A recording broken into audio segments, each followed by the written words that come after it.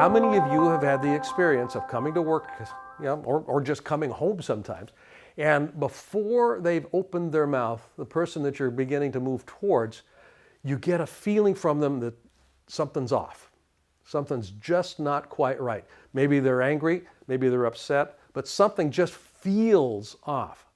They're expressing something energetically that is impacting their environment to where you start to back away from them. It's not an invitation. That happens all of the time. And the flip side is true as well.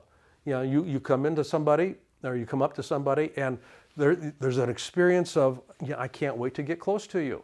Yeah, it's an invitation. There's an energetic invitation. There's an opening that's there that you want to connect with before they've said a word. That energy is dynamic. Now, when you think of leadership presence, you're communicating all the time before you open your mouth. I'm going to put a slide up right now, and that slide is about, literally, it's a boat moving through the water.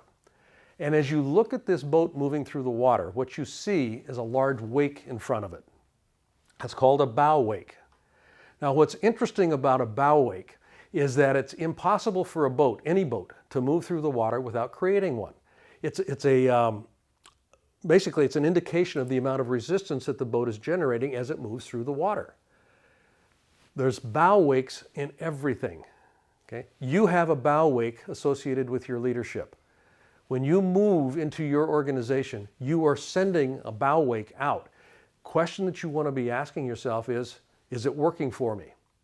And the way that you ask that question is a very specific way. How do people feel about themselves when they're in my presence? How do other people feel about themselves when they're in my presence? That's how you begin to assess what's the impact of your bow wake. Do they feel uplifted? Do they feel safe? Do they feel energized? Do they feel challenged? Do they feel shamed? Do they feel at risk?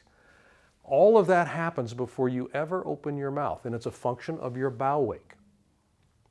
You want to be able to regulate your bow wake. You're always going to have one.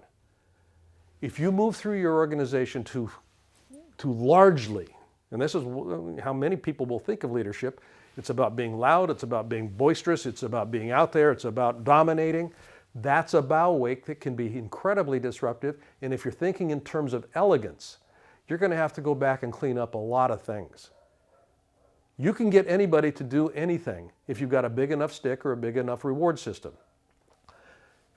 But you want to be able to look at sustainability here. One of the ways that you work with this notion is to take the stick and take the reward structure out and take a look at how you as a leader are facilitating people coming in. How are you facilitating their participation? Co-creating coordinated movement is possible when the bow wake is not disruptive, but it can't be so small that people don't notice it.